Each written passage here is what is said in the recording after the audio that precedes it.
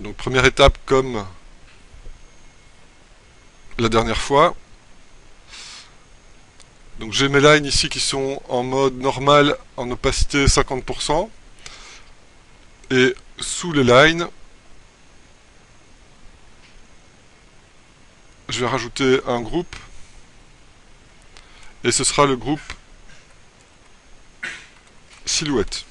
Donc c'est le même genre de construction que la dernière fois. Sauf qu'on va séparer les différentes informations dans des sous-dossiers. On verra pourquoi après. Parce que justement, l'aspect métallique va venir s'intercaler entre les éléments, certains éléments du processus. Donc première chose, on va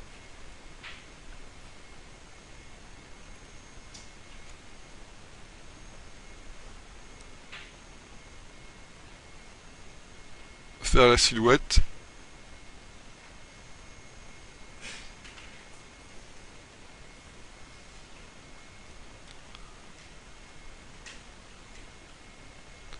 Alors, encore une fois, la technique pour faire la silhouette, ben, c'est vous qui choisissez, hein. Vous pouvez faire à la baguette magique ou utiliser le pinceau. Ici, c'est le résultat qui compte.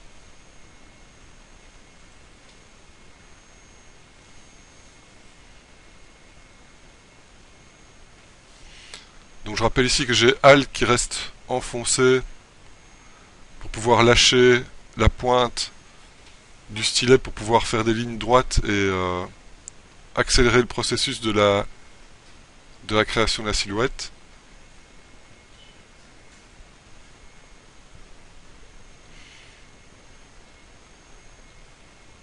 Et là je vais faire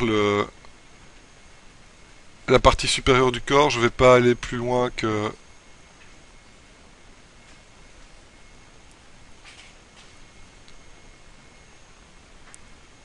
ça pour l'exercice ici, pour pouvoir aller plus loin dans les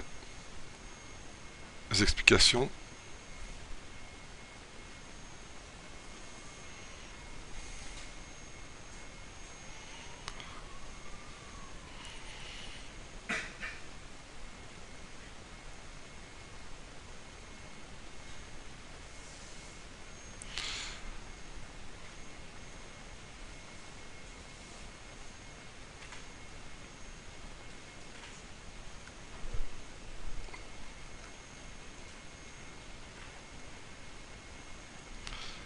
Ok, donc ça c'est la première étape. Toujours pour la silhouette, bah, c'est du gris 70.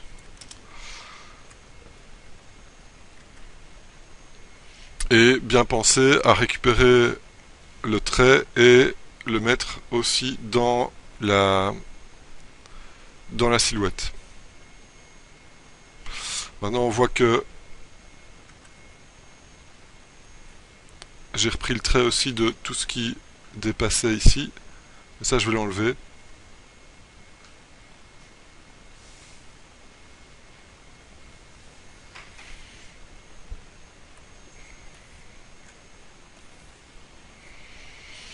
Pour l'exercice.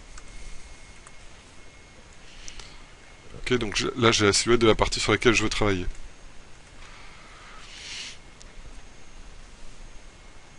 Alors au-dessus de cette silhouette, je vais déjà travailler avec un gris légèrement plus foncé, donc 65. C'est juste pour pouvoir déterminer les différentes zones, puisque en fait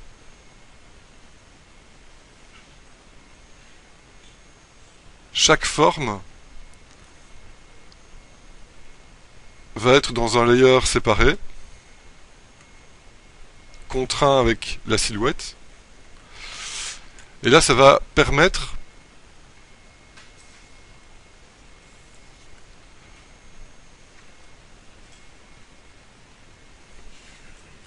eh bien, de venir placer les effets métalliques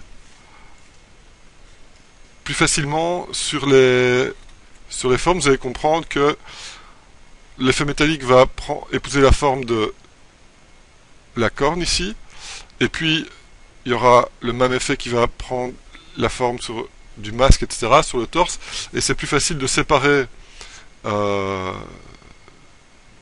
ces éléments-là pour pouvoir travailler distinctement sur chacun d'eux.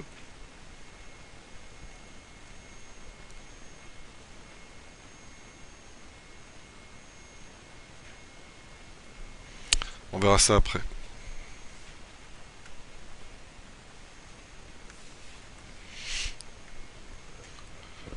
Ok, donc là j'ai chaque forme.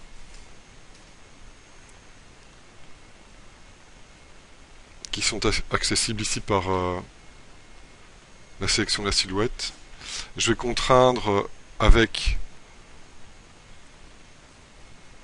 la silhouette chaque forme et je vais appliquer les masques. Donc maintenant j'ai la silhouette de base.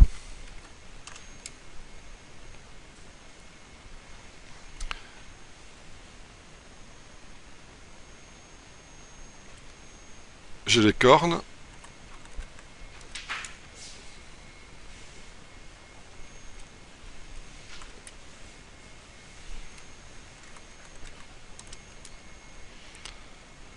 Là j'ai le buste.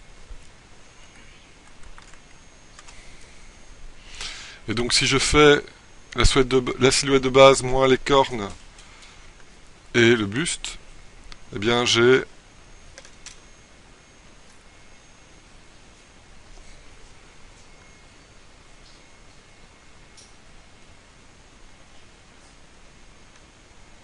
oh non, je vais partirer ça, tiens. J'ai le casque.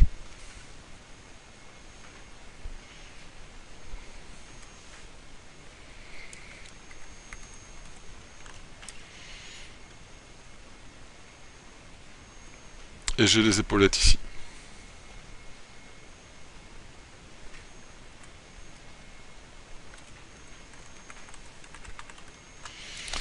Ok, donc là on a encore la base et tous nos éléments pour travailler les différentes matières et les différents métaux. Ok, donc ça c'est la première étape. Ok, prochaine étape, eh bien, on va placer un dossier au-dessus de la silhouette qu'on va appeler ombre. On va récupérer la silhouette. On va contraindre le groupe ombre avec la silhouette. Et à l'intérieur, on va rajouter 3 calques. Le premier avec les ombres de forme et les ombres portées. Le deuxième avec les ombres principales et core shadows. Et le troisième avec les occlusions. D'accord? Donc le premier, eh bien on prend la broche avec le gris 50%. On décide d'où on va placer la lumière.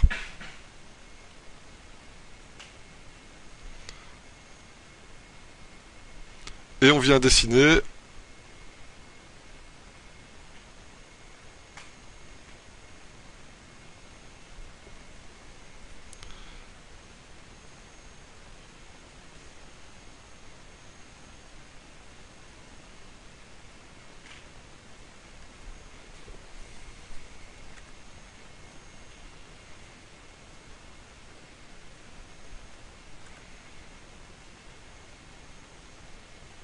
le jeu d'ombre en plaçant d'abord les ombres principales.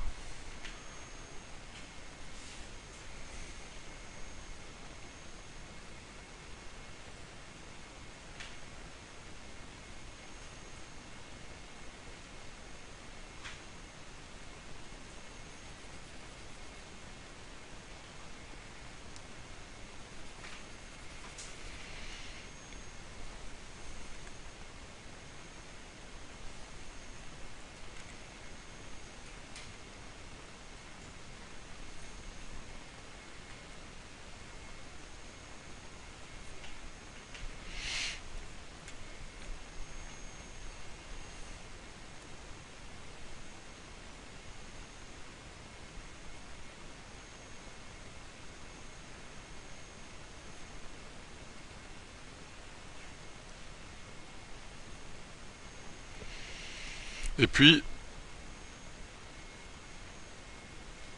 en y ajoutant les ombres des moyennes fréquences,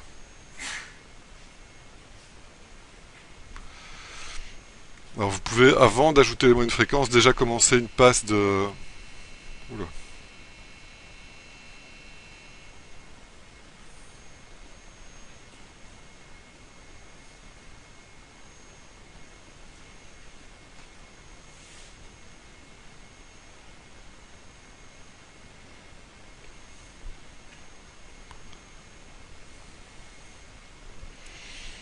Donc là, il faut que je reconfigure le Smudge Tool.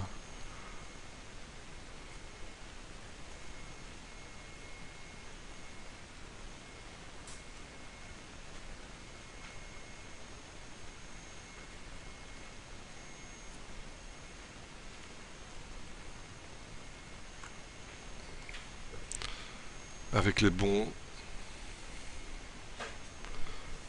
paramètres.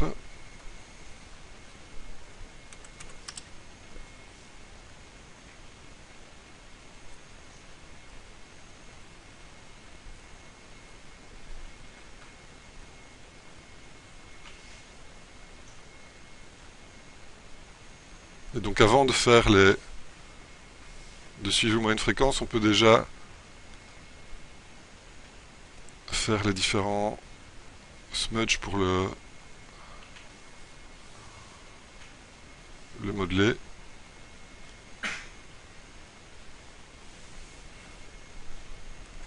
Et après rajouter les moyennes fréquences qu'on pourra smudger après si on veut aussi.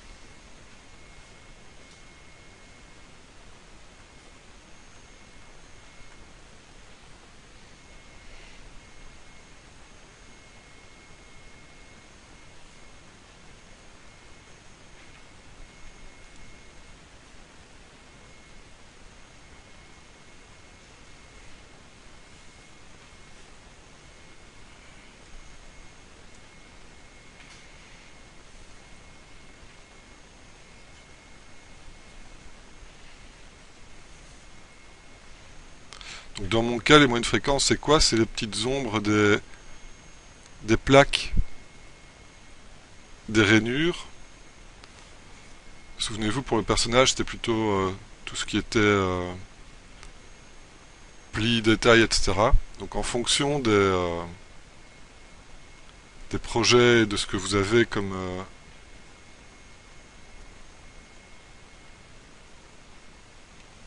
élément de moyenne fréquence, ben, ça va changer en fait.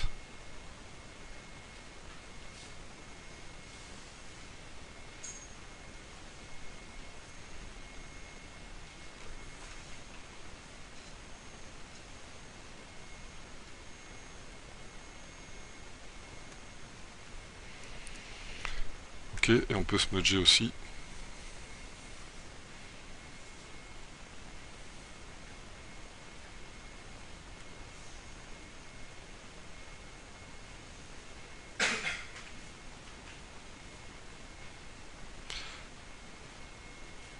Ok, petit rappel, c'est la même technique que ce qu'on avait utilisé pour le reste du perso. Donc bien étudier comment vont se placer les lumières sur votre modèle. Maintenant vous avez un petit peu plus l'habitude.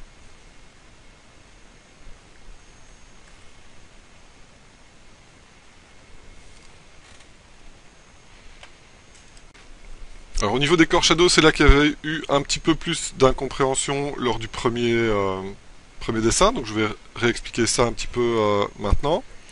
Donc là on fonce la teinte de gris, c'est du gris 35, et à l'intérieur des zones d'ombre qu'on a définies, eh bien on va venir raconter un petit peu plus d'histoire et continuer à souligner les éléments de moyenne fréquence, ok, pour venir placer des ombres plus denses à l'intérieur des ombres préexistantes. Et le but, c'est de ne pas se coller au bord, surtout quand les volumes sont complets. d'accord, sont fermés sur eux-mêmes. Quand c'est un volume qui est bloqué par un autre volume, on peut aller jusque la bordure, mais quand c'est un volume qui est complet, on va s'arrêter au niveau du bord, et là on vient marquer les différents éléments. Donc ici je joue sur les différentes plaques, sur les différentes inclinaisons du métal, toujours à l'intérieur des plaques.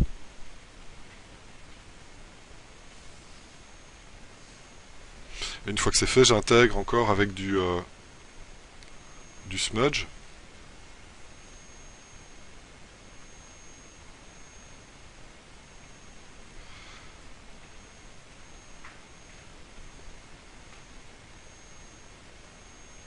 Okay. Et là on voit les core shadows qui viennent complexifier la lecture des ombres ici.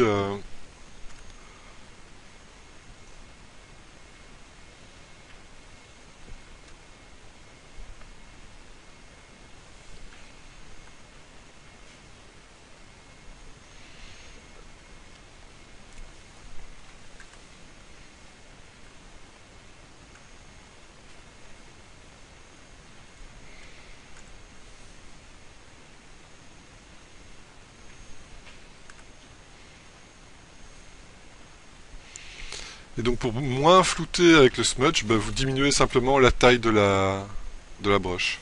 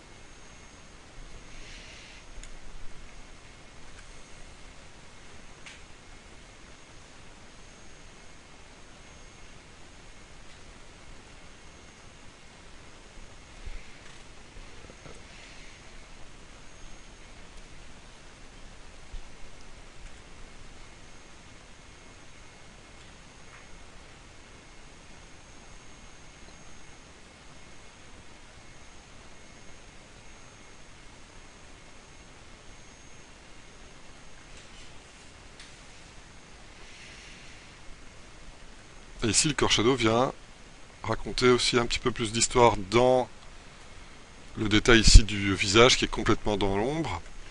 Et ça permet de venir ramener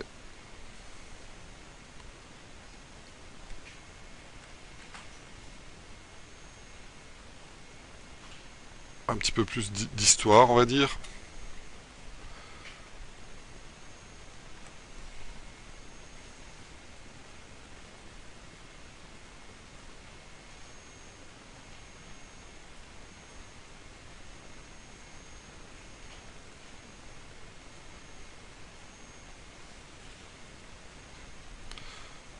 D'accord, donc sans forcément avoir du trait, avoir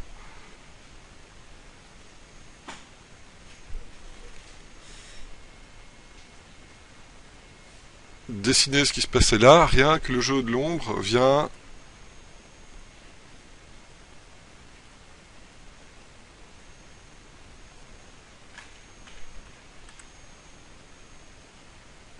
suffit à rajouter un petit peu de détail en fait.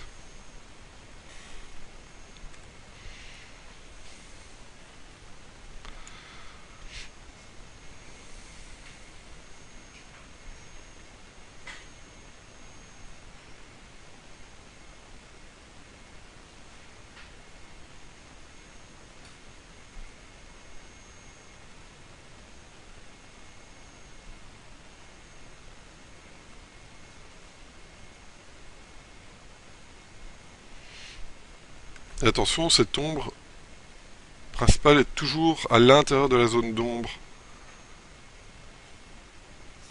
de départ. Bon, finalement, j'aime pas trop les petits détails que j'ai rajoutés là.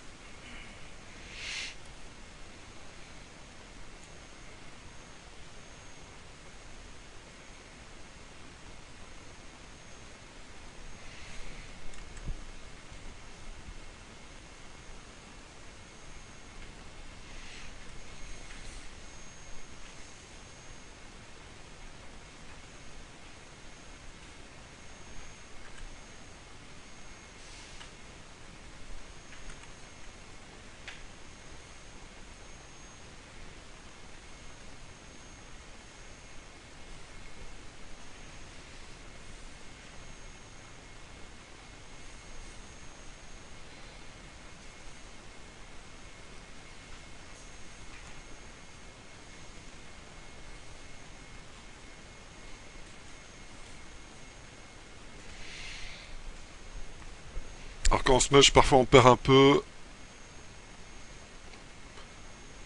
de densité, donc on peut revenir parfois avec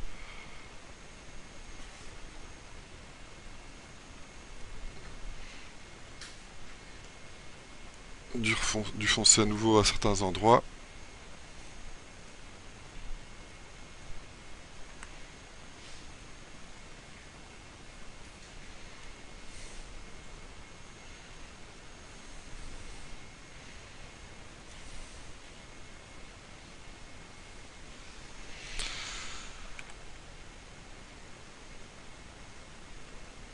Ok, donc ça c'est la deuxième passe d'ombre,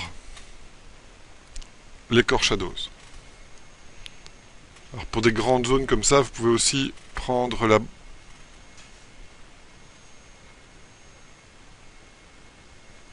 la gomme et avec une gomme vraiment douce venir effacer pour ne pas que ça fasse des placards trop marqués.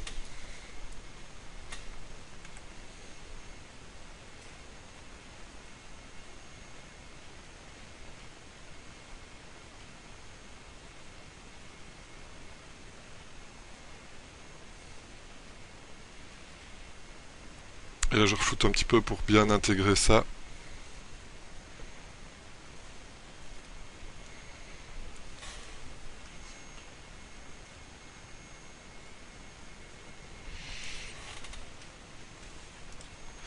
Donc la suite évidemment, on a les ombres dans un sous-dossier. On a toujours le line à 50% au-dessus.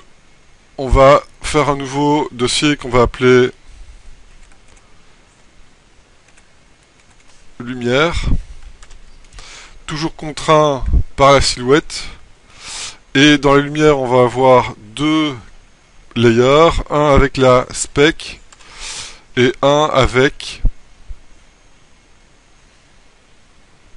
les highlights.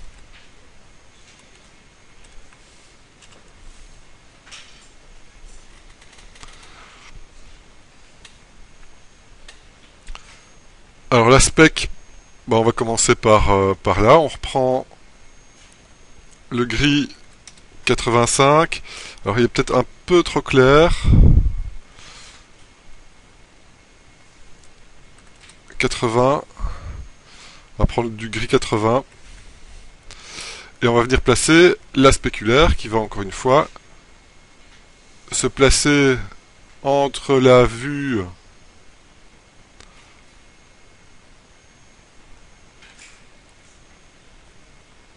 de l'observateur et l'angle de la lumière. Donc ici on a l'aspect qui est décalé, qui est dans les zones lumineuses.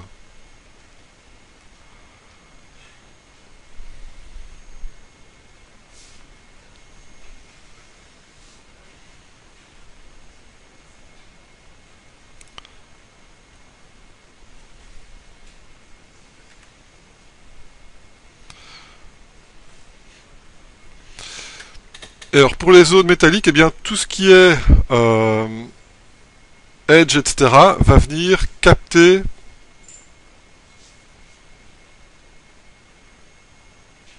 la spécularité.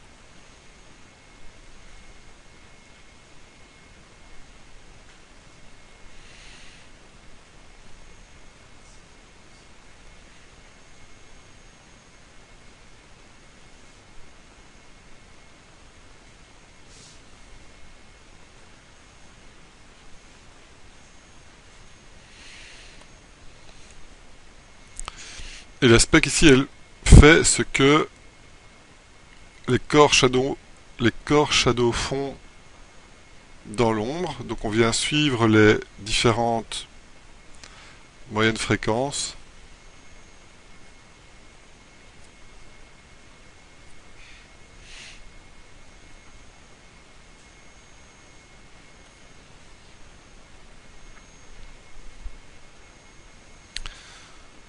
Alors d'abord je les pose.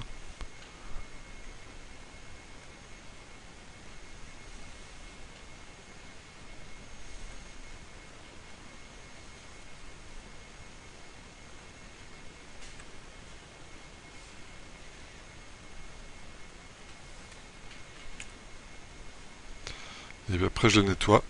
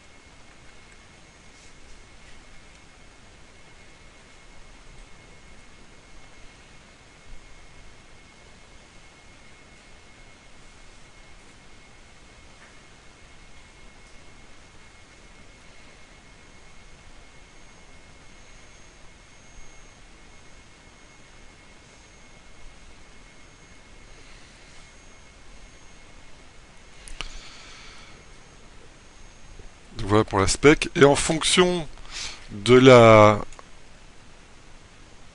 l'aspect, on va dire, de la matière, plus la matière, on va décider qu'elle est rugueuse, plus on va flouter la spéculaire. Et donc si on veut éviter justement que ça ait l'air trop rugueux, si on veut faire en sorte que ce soit fort lisse, eh bien on va pas trop flouter la spéculaire, d'accord? Surtout dans les grandes zones.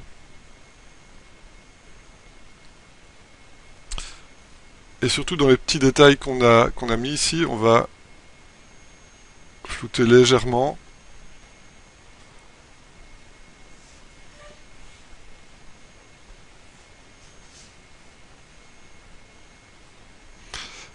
Et donc, moins la spéculaire est floutée, plus on aura un aspect lisse et un peu mouillé du...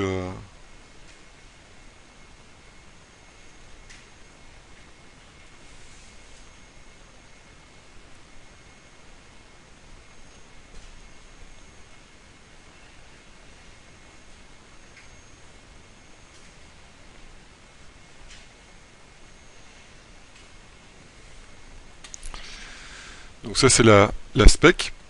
Et vous voyez que la spec et les corps shadow bien, jouent le même rôle, c'est-à-dire venir soutenir d'un côté les lumières, de l'autre côté les ombres, dans les différentes moyennes fréquences qu'on a posées.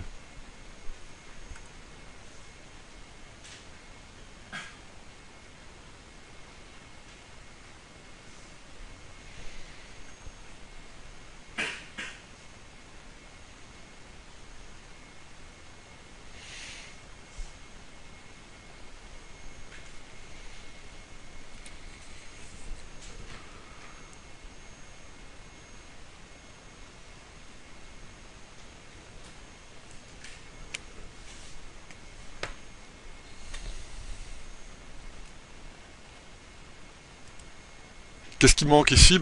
Il manque les highlights et les occlusions. Donc les highlights, ce sera du blanc pur. Et ce seront les petits coups à l'intérieur des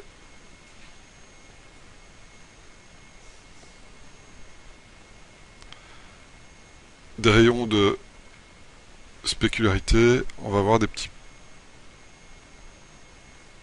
points lumineux qui vont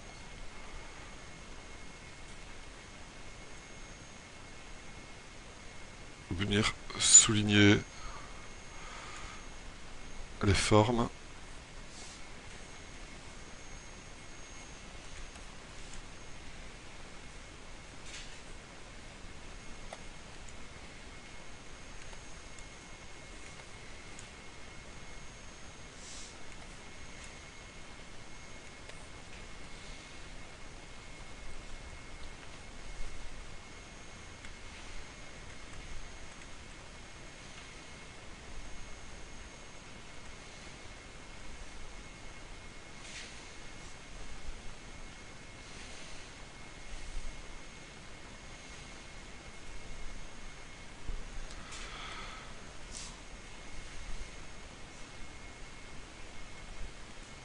Et là aussi on va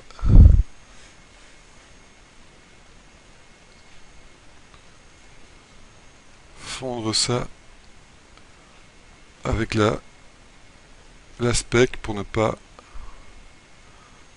que ce soit trop net non plus.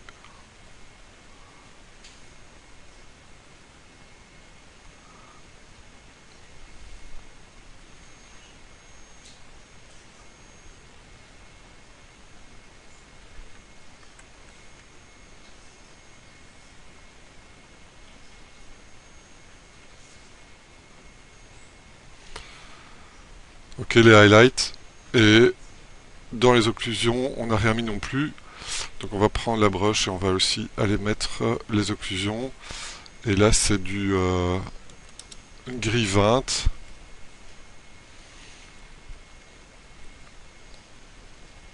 Et là, ce seront les endroits où la lumière ne passe pas du tout.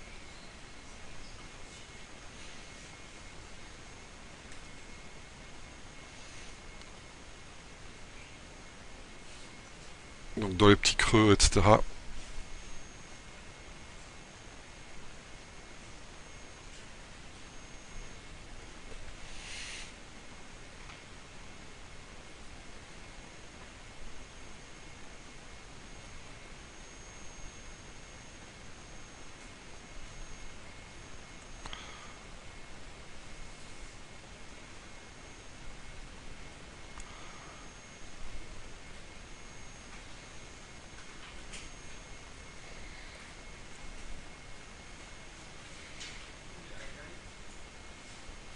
Oui.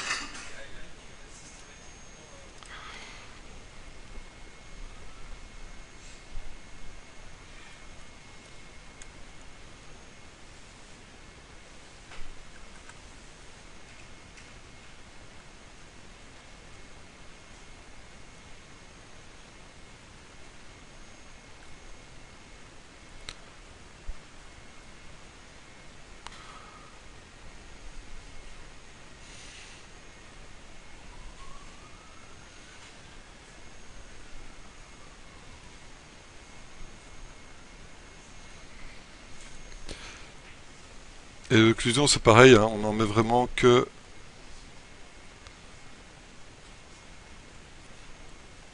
à certains petits endroits.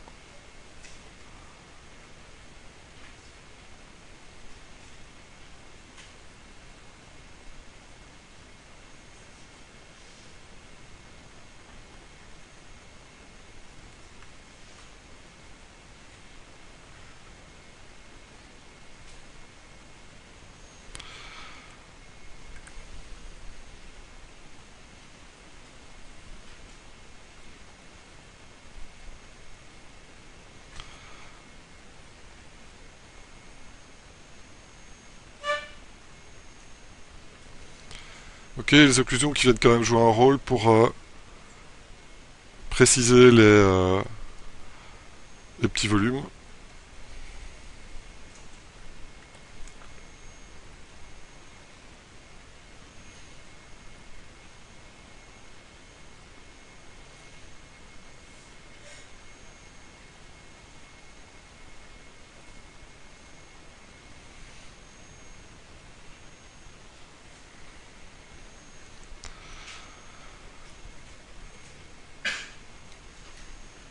Et donc la question, bah, c'était... Donc là on a une lumière avec une spécularité forte. Ici je vais dupliquer le dossier, je vais baisser la spécularité. Donc là on va voir une spécularité plus faible. Où là on va flouter plus les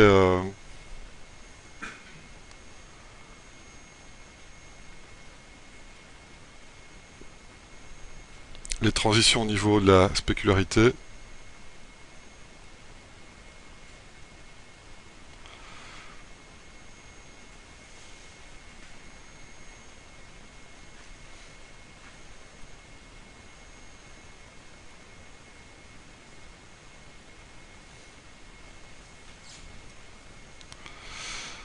Et au niveau des highlights, ben, on va diminuer aussi les effets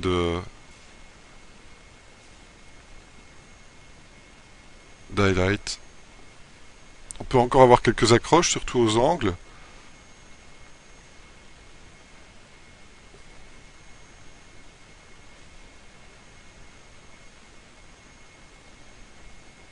Sur les edges. Et donc là, on voit la différence entre quelque chose qui est un petit peu moins lisse et quelque chose qui est un petit peu plus lisse en fait. Donc c'est juste le niveau de spécularité qui va déterminer l'aspect.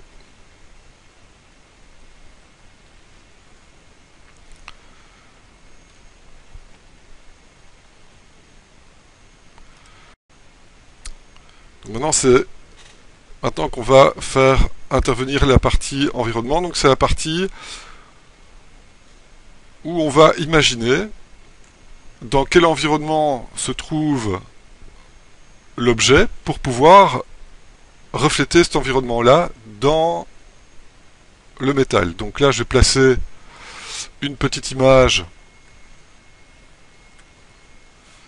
ici au-dessus. Enfin, c'est juste une petite sélection. Et pour me faciliter la tâche, je vais déterminer un environnement avec un ciel bleu.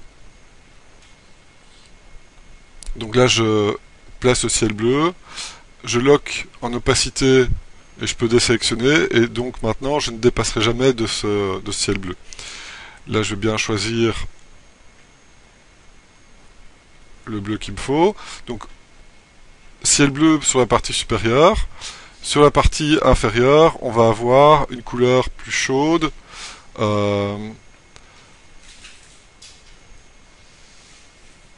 De sable, de terre sableuse ou de sable terreux. Et donc on va se retrouver avec un contraste lumière froide, lumière chaude, avec le froid qui est amené par le bleu et le chaud qui est amené par la terre. Et entre les deux, ici, je vais faire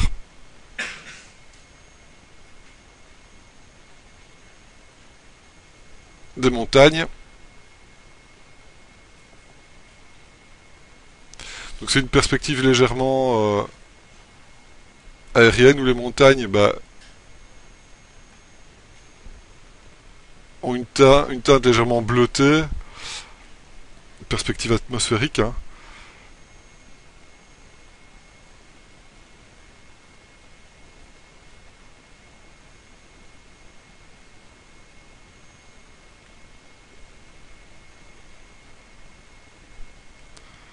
Et on va créer un peu d'irrégularité. Ok, donc ça c'est la base. Et dans le ciel même, je vais venir rajouter quelques effets un petit peu plus foncés au niveau du dessus du ciel et un petit peu plus clair au niveau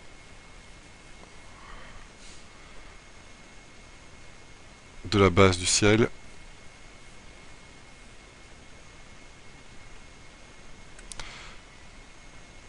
Et ça, je vais smudger légèrement.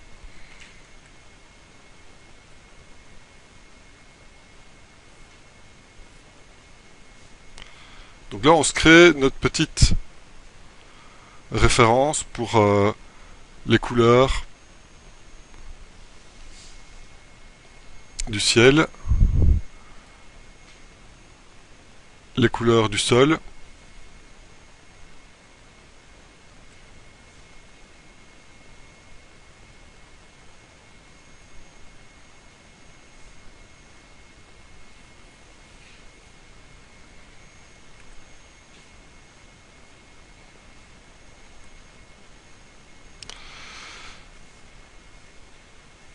Et la forme et les couleurs des montagnes ici.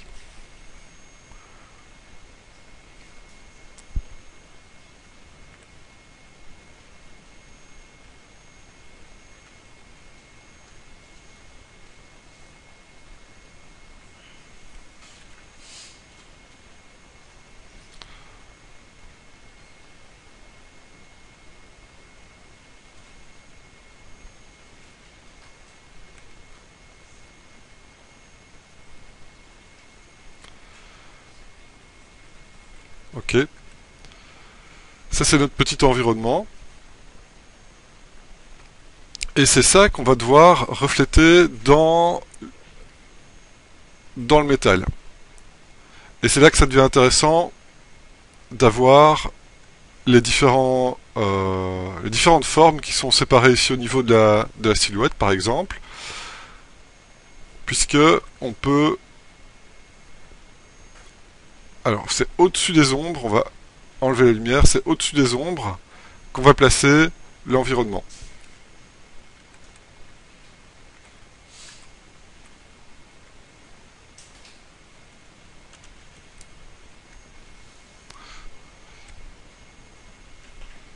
Et qu'est-ce qu'on va faire avec l'environnement? Eh bien, on va faire un calque ici. On va prendre notre brush et on va venir, comme on l'a fait pour la petite image ici, on va venir remplir ça avec la couleur du ciel. Donc là, je vais faire le casque et les cornes.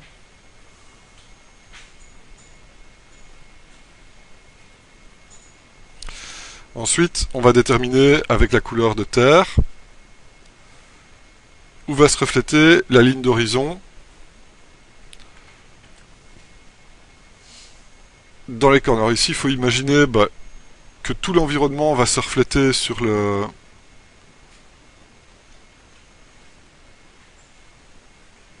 corne, et sur les faces qui sont orientées plutôt vers le sol, eh bien, on va voir la couleur du sable. Et pour les faces qui sont plutôt orientées vers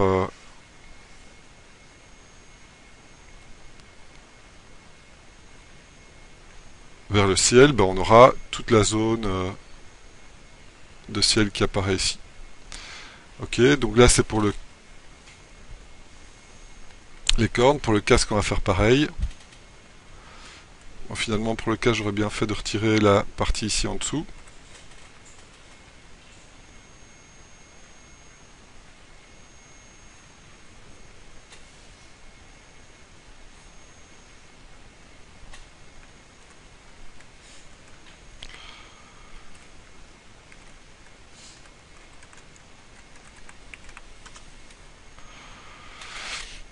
Donc je récupère la sélection du casque et je viens placer la couleur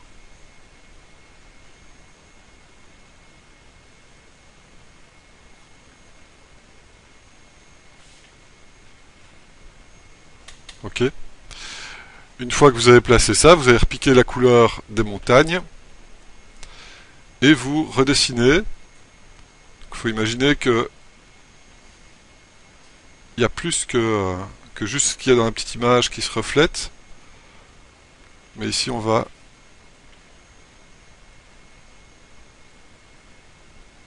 imaginer que se reflètent les montagnes ici à l'intérieur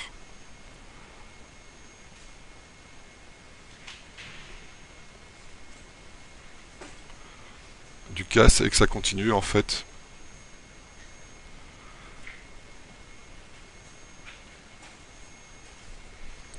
Et que sur les cornes c'est pareil.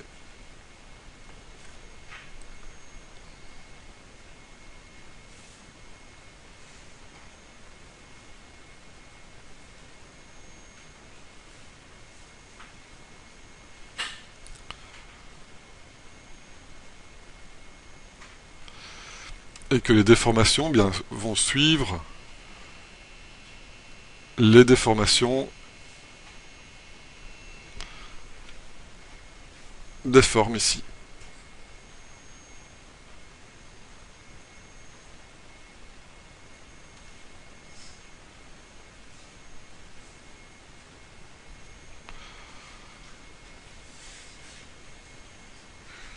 Alors évidemment, si le robot est dans un hangar, ce sera différent, ce sera d'autres formes qui apparaîtront, ce seront des fenêtres, etc. Qui apparaîtront.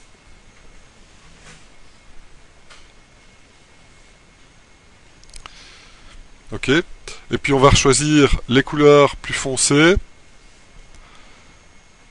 du ciel.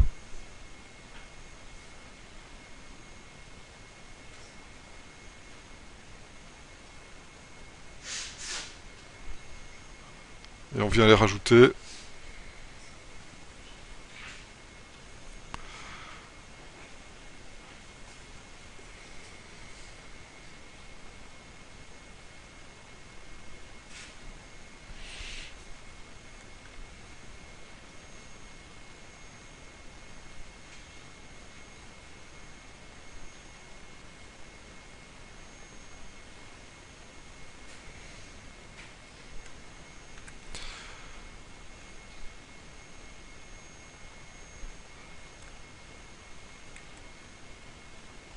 Et puis on les floute.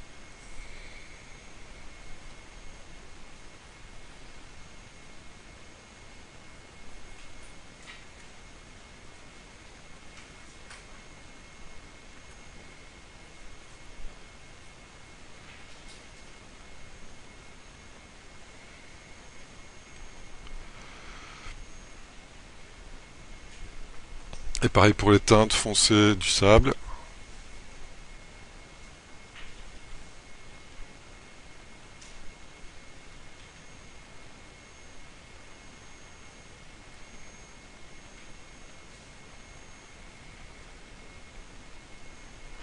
Pour les teintes plus claires du ciel.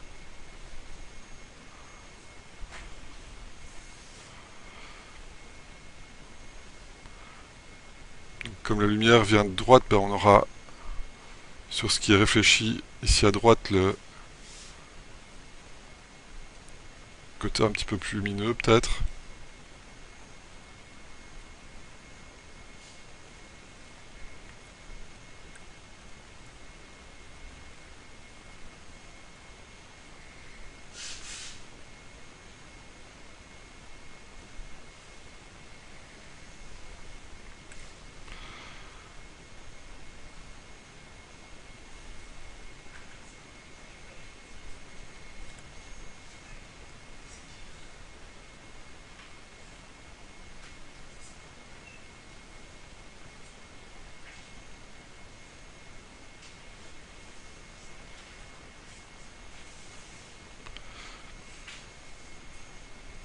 Et là on a le foncé des montagnes qui vient aussi se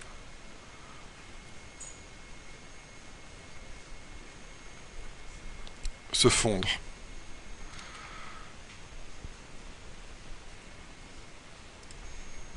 Donc comment est-ce qu'on va intégrer ça au modèle? Eh bien on va contraindre encore une fois à la silhouette. Donc là j'ai le casque et les deux cornes.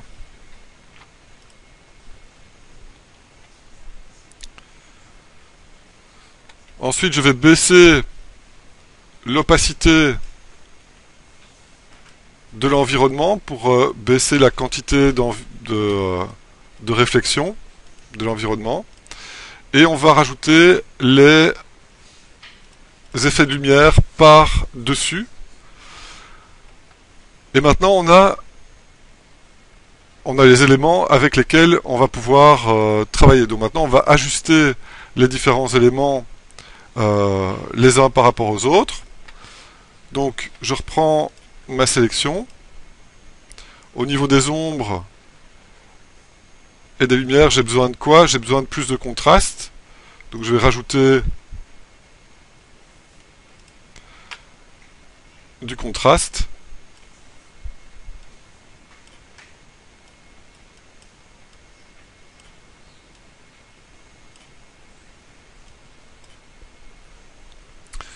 Au niveau des lumières, je dois baisser l'aspect.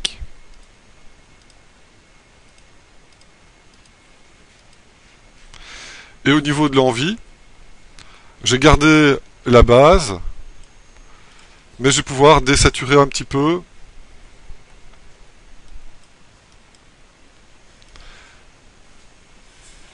Désaturer un petit peu l'envie.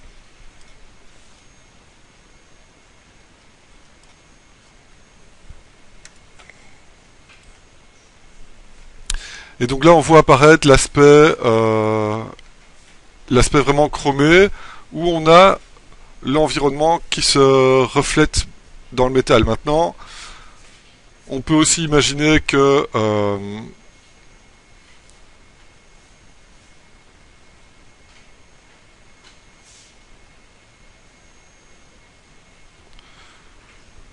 pour certaines parties,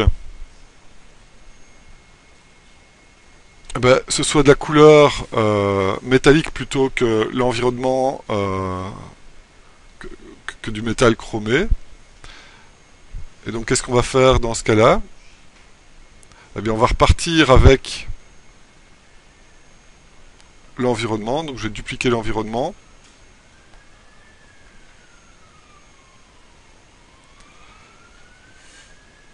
Ici je vais désaturer pour supprimer les couleurs.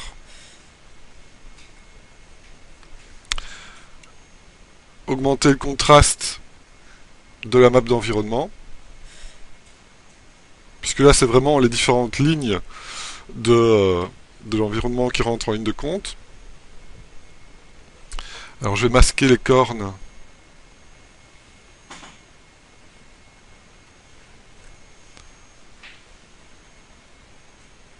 dans la map de départ,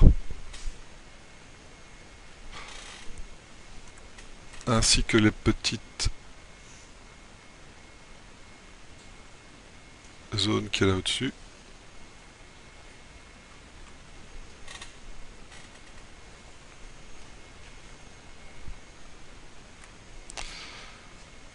Et je vais rajouter ça.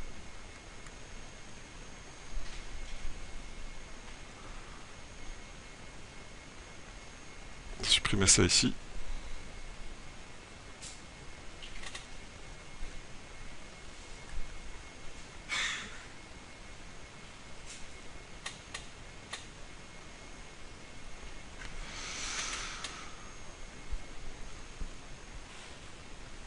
Et donc, cette map ici d'environnement, eh bien, je vais la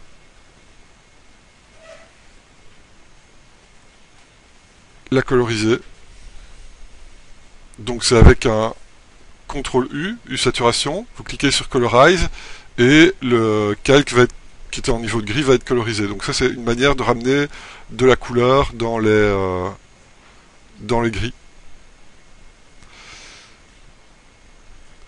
Et là, on voit qu'on passe d'un mode chromé à un mode peinture métallisée, où là, on a supprimé les couleurs de l'environnement, et ce sont des variations et des formes d'environnement qui viennent se refléter, mais cette fois-ci dans les teintes de la couleur métallisée.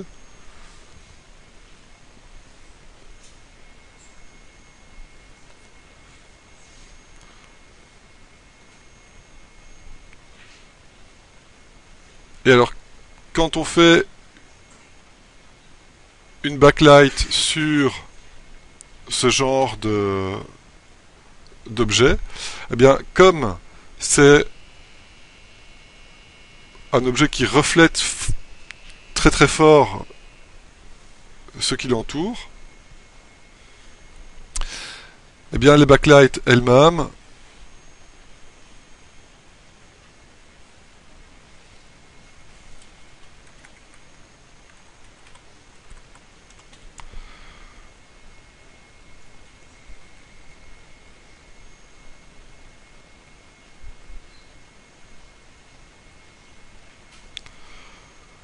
vont être comme des petits points lumineux qu'on va retrouver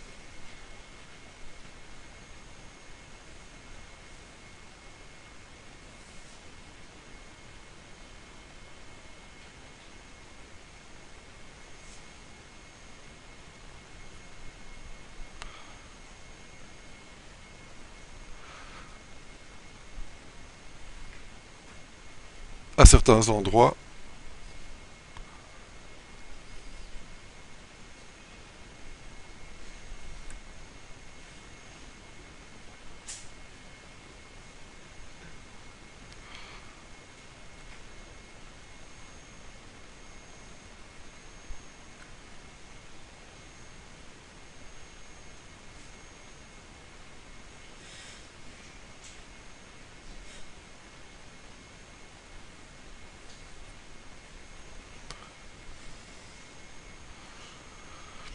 Donc bien faire attention au fait que la backlight, elle tient compte aussi des propriétés de la matière. C'est-à-dire que si la matière est super lisse et super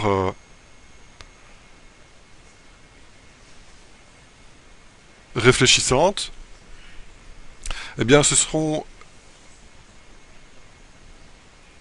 Et s'il y a beaucoup de spécularité dans la lumière qui est la lumière directe, eh bien on va se retrouver avec beaucoup de spécularité dans la lumière indirecte aussi.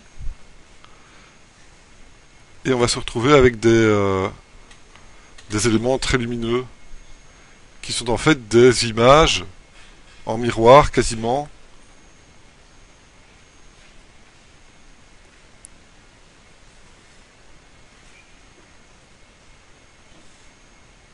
de la lumière colorée.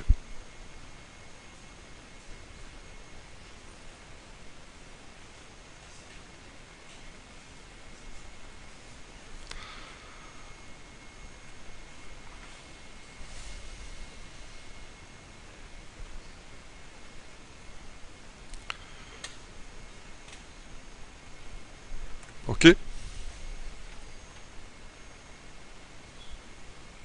Les différents éléments. Donc ce qu'on fait en dessin, c'est la même chose que ce qu'on fait en texturing. Est-ce que quelqu'un sait ce que veut dire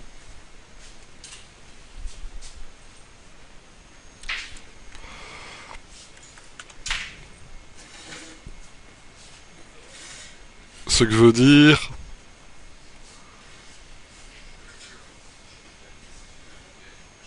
PBR?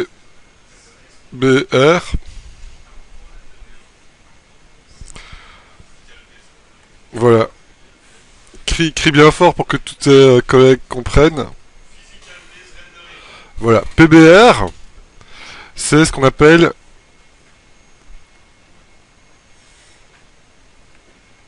Physical Based Rendering. Ok. Donc c'est-à-dire qu'avant, on avait d'autres systèmes de rendu. Dans l'ancien temps, à l'âge de pierre des jeux vidéo, on avait une map de diffuse.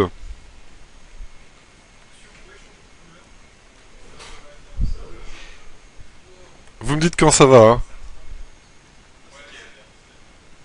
C'est vrai? Parce que moi je vois pas du tout en fait. Non mais ça va, c'est gérable. Donc ici, dans l'ancien temps, on avait une diffuse avec dedans l'information de couleur avec l'information d'AO.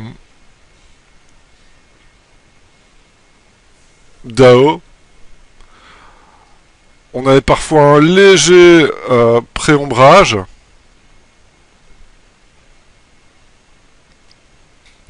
Et on avait une spec qui venait donner l'information de là où ça brille pas, et la quantité de détails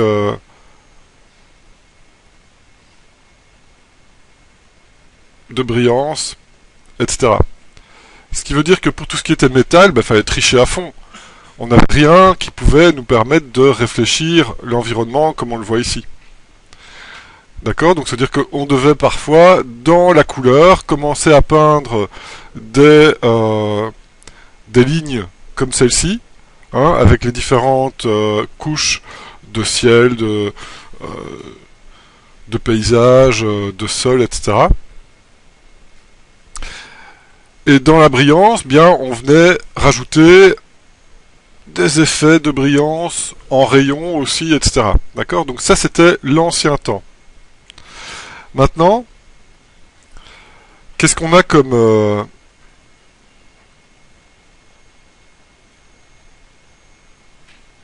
map? Qu'est-ce qui c'est? Voilà. Maintenant, on a ce qu'on appelle l'albédo. On a la metalness.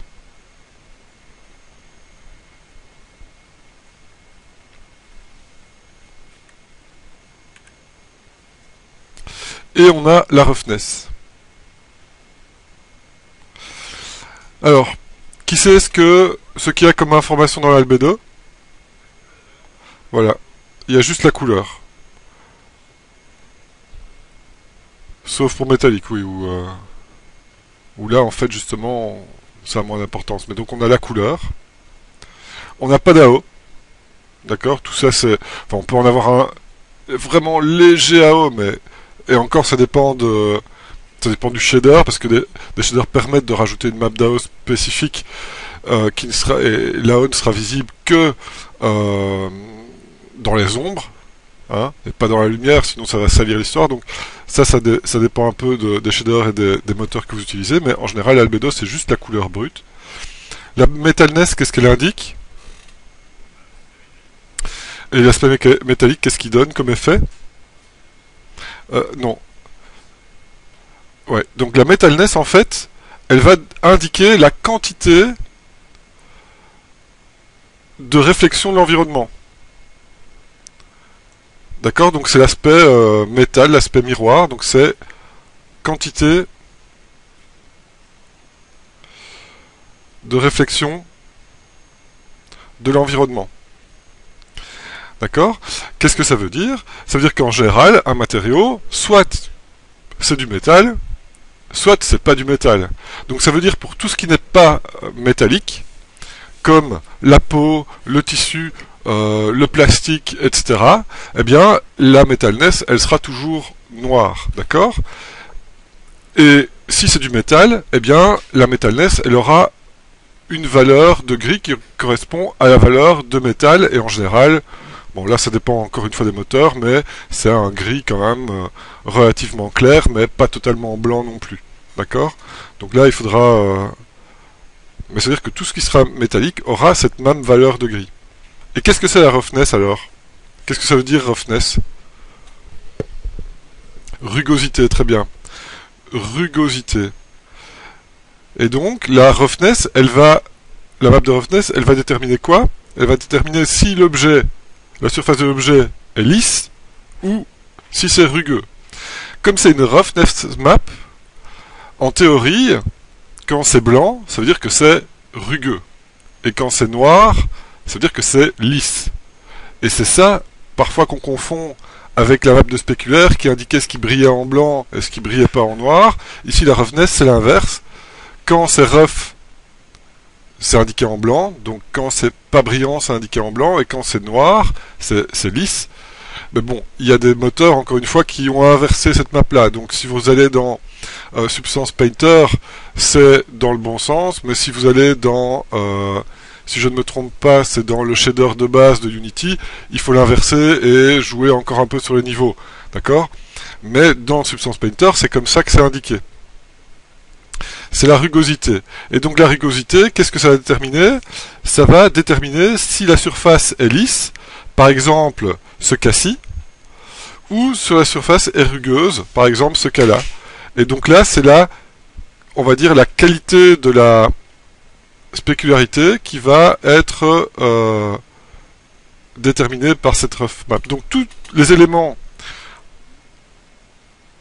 que vous mettez en place dans votre dessin, eh bien, ce sont des éléments que vous allez retrouver plus tard quand vous ferez du texturing.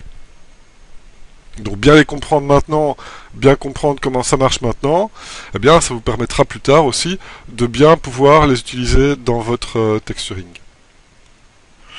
Donc, ça veut dire que si je choisis de baisser la roughness des parties rouges qu'il y a ici, je vais non seulement... Donc là, je vais tout dupliquer.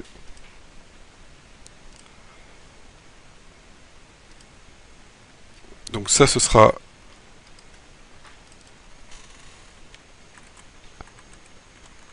Ce sera le truc super lisse.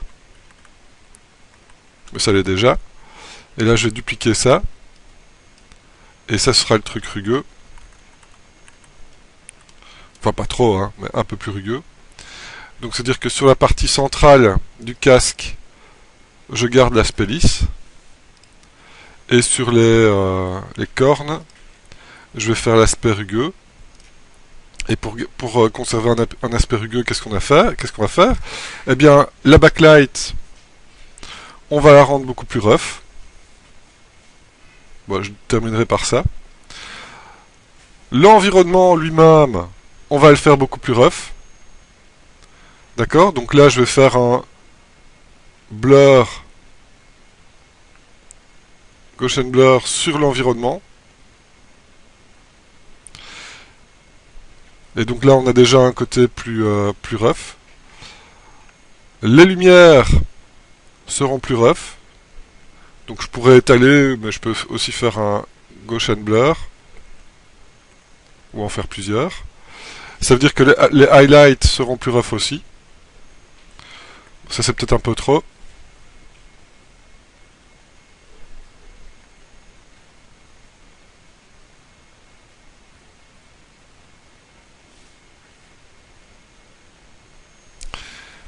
Et que la backlight, la backlight elle va être plus rough aussi.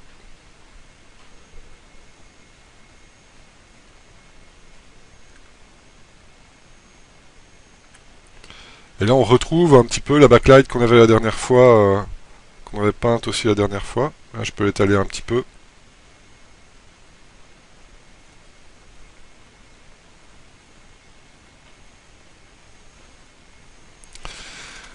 D'accord, et donc là on a bien l'effet plus rugueux sur les cornes et l'effet plus lisse sur la carlingue, enfin le casque.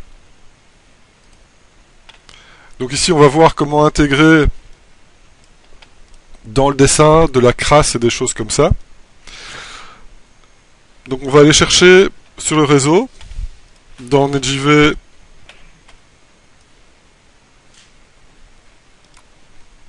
donc c'est NetJV Prof, mais là FX il y a un truc qui s'appelle Library Texture, et dedans vous avez du grunge. Et le grunge c'est quoi? Ben, ce sont des maps de crasse. D'accord? Ces maps de crasse, on va les utiliser pour rajouter des crasses dans notre personnage, par exemple, ce genre de crasse là. Ou ce genre de crasse là. D'accord? Alors, quand on utilise ce genre de texture, donc là je vais faire un nouveau dossier, je vais appeler ça texture. Quand on utilise ce genre de texture, il faut faire attention à l'intégration de la texture et du... donc c'est la weird 003. On va faire attention donc à la manière d'intégrer la texture.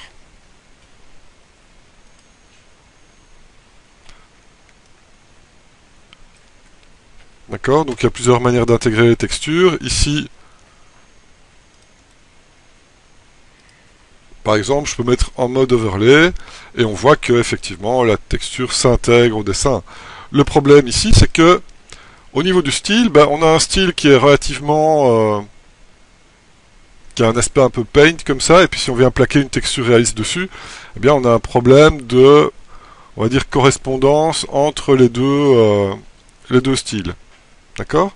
Donc on va d'abord traiter la texture pour qu'elle corresponde au style. Donc je garde la base pour pouvoir chaque fois comparer. Et la première chose qu'on va faire, le premier filtre qu'on va faire, c'est un filtre qui s'appelle, donc dans la filtre galerie, dans les artistiques ici, il y a un truc qui s'appelle Dry Brush. Alors, où est ma... Voilà. Alors, le Dry Brush, vous voyez que tout ce qui est haute fréquence, donc tout ce qui est petit, noise, etc., eh bien, il le synthétise. Et le but ici, c'est justement d'arriver à synthétiser la texture pour n'en extraire que les fréquences dont on a besoin.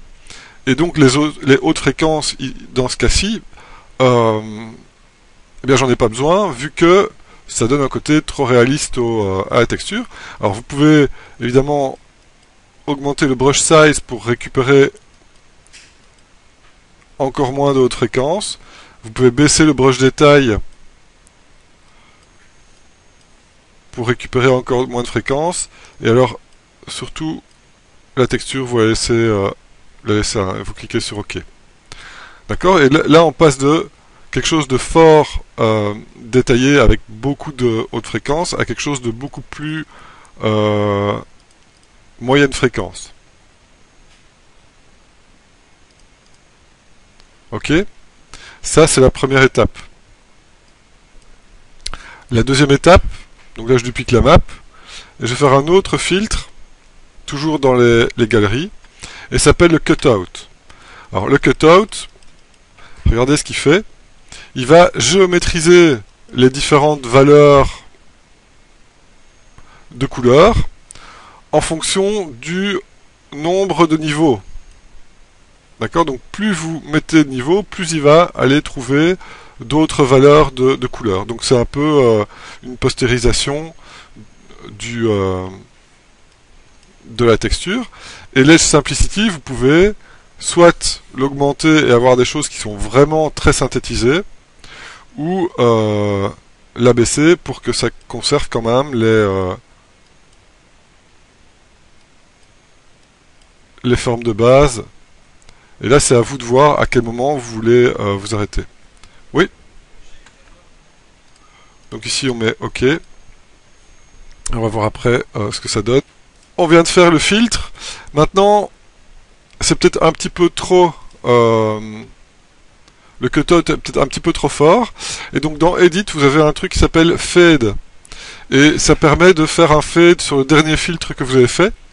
Et donc il y a moyen de fader, faire un fade sur le cutout pour récupérer...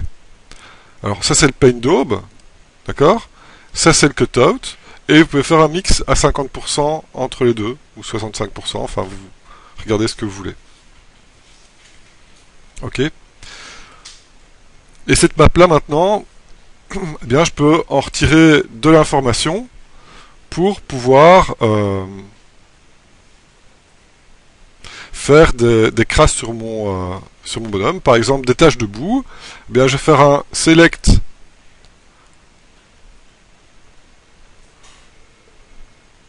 où est-ce qu'il est le color? Voilà, color range. Donc je fais un select color range. Je viens sélectionner ici les tâches qui me paraissent les plus sympas. J'augmente la fuzziness pour avoir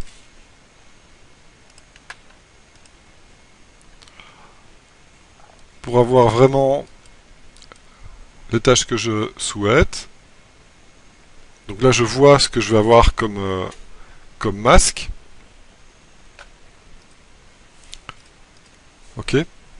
Et ces taches de boue, bien, je peux les faire en couleur de boue.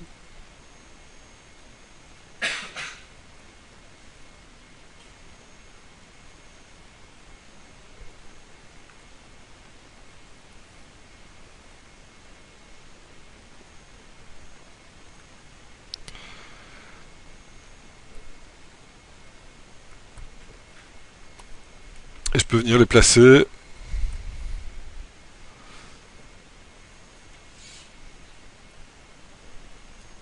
à certains endroits, etc. Mais avant de les placer à certains endroits,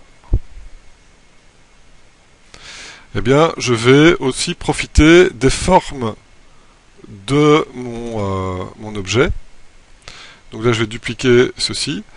Et je vais placer par exemple des taches de boue sur le casque.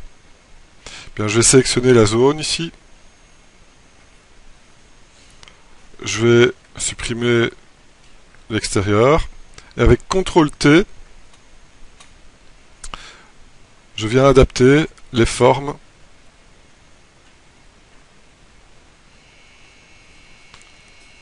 aux formes du casque.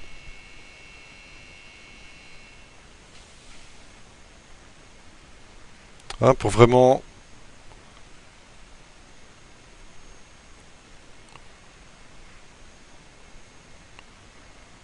donner l'illusion de volume, même dans les détails, et pour ne pas arriver avec une texture complètement plate sur quelque chose qui est censé être en volume.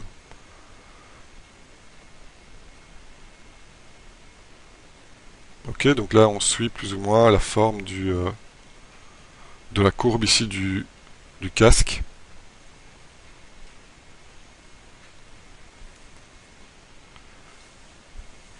Ok.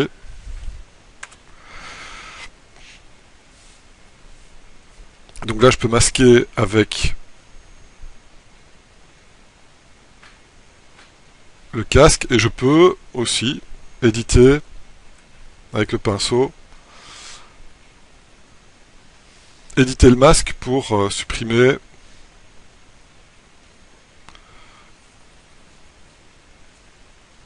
certaines tâches dont j'ai pas besoin.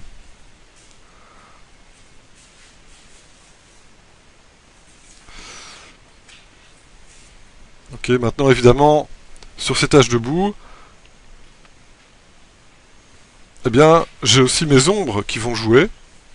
Donc là, je récupère mon calque, mon dossier ici avec les ombres, que je place par-dessus la boue. Je merge le groupe et je le mets en overlay au-dessus de la boue. Et là, comme ça, j'ai mon calque avec les ombres qui influence aussi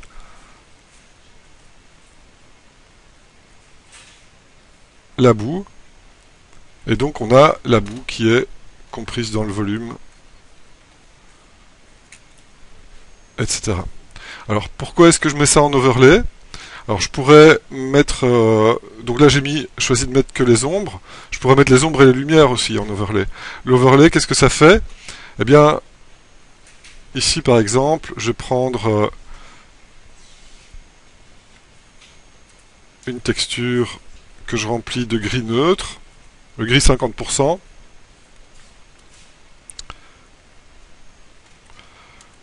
Ok, donc ça c'est une texture gris 50%. Qu'est-ce qui se passe quand je mets en overlay? Poup, ça disparaît. D'accord, donc la couleur neutre pour le mode overlay, c'est le gris 50%. Ça veut dire que si je viens avec un pinceau plus foncé, venir faire et que je viens peindre des variations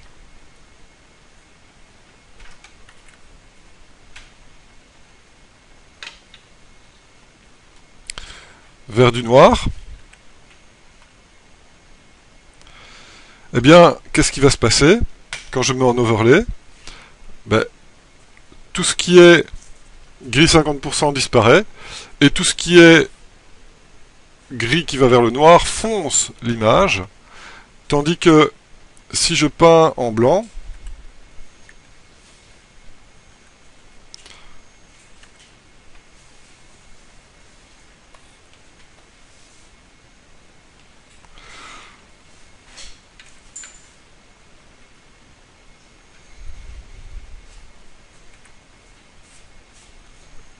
et que je mets en overlay, le gris moyen disparaît. Par contre, le blanc maintenant vient moduler ce qui est en dessous. D'accord? Donc ça veut dire quoi? Ça veut dire qu'avec une map de noir et blanc, je peux revenir rajouter des détails de volume et de lumière, etc. C'est ce que j'ai fait ici sur les ombres.